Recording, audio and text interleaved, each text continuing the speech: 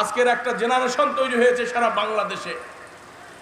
এই 20, 25, 30 বছর যাদের বয়স, তারা আজকে মুক্তিযুদ্ধের বিপক্ষের শক্তির ব্যাপারে বড় বড় স্লোগান দিচ্ছে। অনেক সময় দেখি ছাত্র দলের নেতা চোখে চশমা দিয়ে বলে, পুলিশ ছাড়া খালি রাস্তায় নামে দেখেন। ভাই, আপনাদের উদ্দেশ্যে বলতে চাই, আপনারা তো নামছেন বঙ্গবন্ধুকে হত্যার পর থেকে, আমরা কিন্তু এখনো সেভাবে নামি নাই। আপনারা হত্যা করেন, আমরা বিচার করি। আপনারা চুরি করেন, আমরা বিচার করি। আমরা কিন্তু ওই গ্রেনেডও মারি না, পেট্রোল বোমাও মারি না। আমরা কিন্তু ওই ভোরবেলাতে গিয়ে কোনো বিএনপির বড় নেতার নির্বংশ করে দেই না।